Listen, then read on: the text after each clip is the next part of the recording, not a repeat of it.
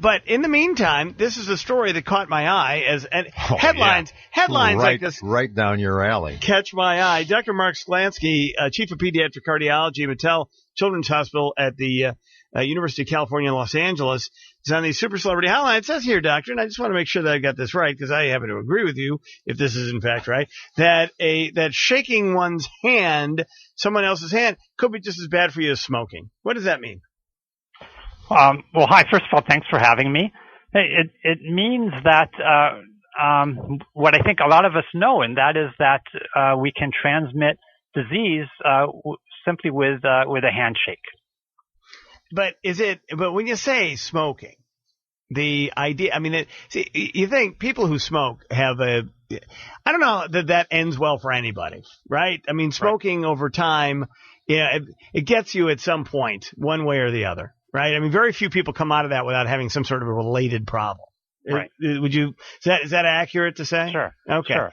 But shaking hands, of course, we're all going to die eventually. So maybe is that? Oh, that's a nice. Well, is that what the problem is? I mean, how much more sick could shaking hands make you, or be threatening to you than smoking? Right. Well, I mean, it's a little bit different. I mean, smoking clearly is intrinsically bad for you, whereas a handshake, if your hands are clean, is not bad for you. And in fact, we know that it can be a very nice thing. It can communicate empathy and warmth and so on. So a lot of great things great uses of the handshake. But the problem is that when we shake hands, we generally are not shaking hands that are sterile. No, I know that. Well, I don't. I have a fake hand that I use. With doctors. Yes, and I have a hand. It's really funny because people think my right arm is like grotesquely longer than my left because I'm holding a fake rubber hand on a stick that I'm sticking out toward people. It's been pre-warmed. It's got a battery in it, and it clenches just slightly.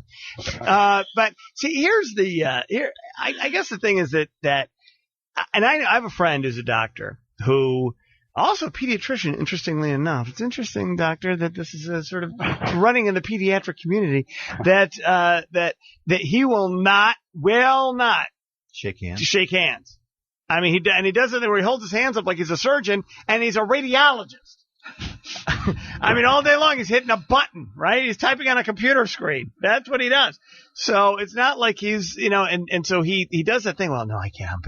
Well, doctor, what about when you see young folks do when they hit their fist bump against someone? Right. Yeah. Well, I mean, that's a step in the right direction, and it shows people get the idea. But I mean, I think it's a bad idea. I'll tell you why, doctor. Because that fist, okay. Do a little experiment with me. I know you went to medical school. You know how this goes. Take your two fists, right, and you just bump your two fists. Now, I'm holding the phone right now. But, all right, well, but just imagine it then, if you will. You take the two fists. Now, you look down at your fists. That's your first phalange there coming off of your hand, your first finger bone coming off your hand. That is your prime on your pointer finger. That is your prime rubbing your nose. Oh God! Instrument. It is.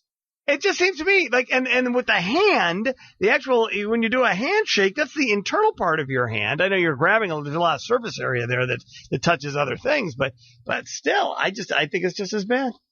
I think the fist bump is just as bad. That's all I'm saying. Yeah, I'm not into fist bumps either, but it shows that people understand that handshaking is not a great idea. The more you know about it, and we researched this whole area, it's a terrible idea. It's a bad custom, but of course it evolved in a time eons ago by cavemen and such who had no clue about how infection was transmitted. And nowadays we know exactly. We have a lot better idea how disease is transmitted, and we know that it's largely transmitted via the hands. Some religions over the years have recommended you not shake hands for religious purposes. Mm-hmm. For example, with women, or it's like some. Go ahead. You dig yourself out of this, Mike. I'm just saying. So I know because we had a client like that, and he would not shake hands with a woman. Would not shake hands with a woman. Would he shake hands with a man? Yes. Huh. Well, then he's just trying to protect the woman from disease. Let's look at it that way. That's what I'm thinking. Yeah, let's go with that, doctor. Yeah. All right. So back to this. What So what do you recommend? I mean, because that's a good question. You're going to insult a lot more people, and that's going to lead to ostracization. It's also going to lead to the potential that you're going to get punched in the face. Right. Which, by the way, a bunch of times, and many times, I try not to shake hands, and of course, there's a huge stigma. And as a physician, a patient wants to shake my hand, I want to do so. And likewise, as a patient, if you have your doctor come in and the doctor extends his or her hand, you're not going to refuse it because you don't want to upset your doctor. So there's a stigma that you need to shake hands. Yeah. So I'm sorry. Yes, I'm agreeing with you. Yeah. So that's why I think part of the answer is that we need to educate everyone and make sort of zones where we say, listen, please do not shake people's hands here. We know that it can transmit disease, and we're trying to keep people healthy, in particular patients who are vulnerable and may not be able to wash their hands after they shake your hand, and so on and so forth. How do you feel about the Purell and stuff like that? Well, I must tell you, we have it all over the hospital. We do it all the time, as I think people do around the world. But first of all, as you might expect, when people use the alcohol-based gels or they wash their hands, there's washing your hands and using gel, and there's doing it correctly, and they're not always the same. So it's a matter of how you do it. And also the fact is these alcohol-based gels do not cover a lot of the bugs that people get sick from. I could give you an example. Norovirus. Well, that's a big one. Yeah, or C. difficile. It's a common cause of hospital-acquired diarrhea that we see in children. Oh, yeah, it's a big deal. Yeah. So that, if you put the alcohol gel, you could use all the alcohol gel in the world. You're not going to kill a single Clostridium difficile bug. Yeah. So, Doctor, are you suggesting that at hospitals they have signs saying, please do not shake hands? Yes. How about public buildings? Well, I mean, there's other areas. I'm sort of starting in an area that I think it makes most sense from a medical standpoint. But honestly, if I'm at a party or somewhere outside of the hospital, I'm a little reluctant to shake some. To shake someone's hand. What do you do? What's your move, Doc? How do you get out of that? Raise your hands. It's a religious thing. I can't shake your hand. What I'd like to do is carry around my publication now and just show it. Oh, that's a good idea. That's good. I feel like you're working on pictures of himself. Yeah, I do. Right? I do. That's the other thing I do. I carry 8x10s. You should try that, Doctor. Yeah, read this first and then tell me if you want to shake my hand. No, the thing is, if in it we talk about, they've studied how well do doctors and nurses and other healthcare providers wash their hands, and the answer is they usually don't. It's 40%. Bastards. All right, Doctor, please, wait. But again, can you hold on for just a moment? Can you hold on? All right, we'll continue on because I gotta understand the move. I want to come up with a way that I can do this without actually getting punched in the face, right? Or have people write bad stuff about me on the internet, which they're doing already.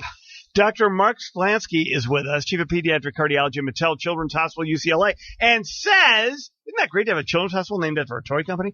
And says that the shaking of hands is just as bad as smoking. Bruce Wolf and Dan Proft, weekday mornings 5 to 9 on Chicago's Talk Leader 89 WLS.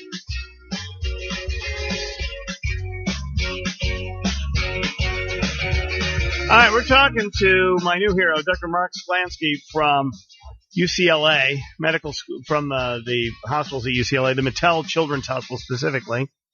And how much did Mattel pay for that naming right? That's got to be really good, right there, right? That's got to be a big deal. Right. It's one of the best. It's one of the best children's hospitals in the world, so it's got to be good. And he's the chief of pediatric cardiology there, and he says that shaking hands could be just as dangerous, according to his publication.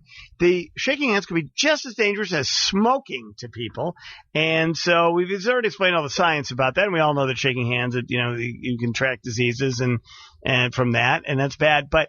And spreads diseases around the world. Have you ever seen any of those outbreak movies? Contagion is my favorite. The best. Doctor, what's your favorite outbreak movie? Is it Outbreak or Contagion? Or Seven Monkeys? I like them. I love them both. Yeah, but that Contagion's real good, right? I mean, that's like when the chicken first sneezes in Hong Kong, you're like, oh, they had me at the first sneeze. Anyway, the point, what we learn here is.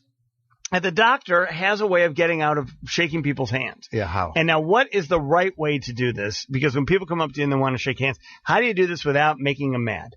Right. first of all, I mean, some people, if I could say this, some people think, well, let's just improve compliance with hand hygiene, but that's going to take, we've been trying to do that for years. So I don't think people should wait around for that. Should work on that, but at the same time, let's try to do the right thing. So then the issue is, it's hard. First of all, it is hard. I mean, it is socially uncomfortable sometimes if you do it on your own. So that's why having a handshake-free zone is going to take the onus off people and make it much easier. But I personally would be much more comfortable rather than going in, seeing a doctor, having him or her do a perfunctory handshake, if they would actually smile at me, look eye contact, and see genuinely happy to see me. Sometimes a handshake, it's an act of aggression, doctor. I know what you're saying, but here's the thing: they don't even know it, how dangerous it is what they're doing. But the point is that you can't. But how do you do that? How do you block the handshake? I'm trying to get to the mechanics of this, doctor. Well, I can tell you that some people, say, well, I'm sorry, I don't want to shake their hand because I have a cold, or I'm getting over a cold, or whatever. Yeah. But I think I just sort of start by like make my hands not so accessible, and sort of I like putting my hand on my heart and sort of doing a little like a little bow. That's a nice move. Yeah. I like that. I like that. Yeah. What do you think? Doctor, you have no idea how many years Roe has been agreeing with this exactly. Or have a drink in both hands. He's finally got an opportunity to talk to you about how we can avoid shaking people's hands. The bow. I like the bow. The bow is Asian. It's kind of fun. Or you put your hands here. I know, they all say, but you see, you're in California, doctor. You're in the land of where every celebrity does that fake namaste bull crap that they do, where they put their hands together and they an Indian prayer. They look like well, anyway, from Buddha all the way over to the Indian religion, you could pretend to Vishnu. You could pretend you're on a cell phone, bro. And then they do that with their hands. I could do that, or I just wave them off. Yeah, wave them off. You put your hands together and you bow. Yeah, raise your left hand and point your finger. Actually, I do have something I've used that's actually useful. If you have something that happens to be in your right hand at the time. Mm-hmm. Then it's hard to shake their hand. Very Bob Dole. That's what Bob Dole's moved for years. The poor guy's a war hero. I know, but that's what he did. He didn't want to shake. So what we'd do is he'd reach over and shake their left hand, though. He did. Just grab the left hand. He'd shake thousands of people's hands. Oh, sure, a day. I mean, another thing that you could do too is, all right. So you do the little, which makes in the Midwest, doctor, you're gonna get into a bar fight if you do the whole like namaste bull crap with somebody where you do a little bow with your hands. Good luck with the bowing. With the prayer hands. But what you could do, I mean, there is the old. I sometimes just go for the hug. I think that's safer. The hug. They stick their hand out, and I just grab them. What about that, doctor? What about the hug? I like that, and that would be for men and women. Yeah, you like. Don't touch the hand. Just go. Except the problem is their hand is already in front of them, and what happens is as your body moves in, it goes straight down, and sometimes they touch your junk. That's a problem. No, that's an issue. All right, doctor. Thank you very much. This is excellent information that you're passing along, and congratulations on this. Thank you. I appreciate it. Thank you. Bye-bye. Bye-bye. Dr. Mark Shylansky. Is there hugging and kissing? No, it's safer. People when he meets safer. Hugging's better. You get by their ear. That's as long as the ear isn't exhaling. The ear cannot. Yeah. So what are you gonna do? This is right down your alley. I know. ear germs. You have been waiting for this. And I sometimes travel with a little bit of posse. Yes, you do. And I have them shake hands. Oh my God. Jeeves, please shake his hand for me. Exactly. That's what I do. Exactly. Reginald, touch him.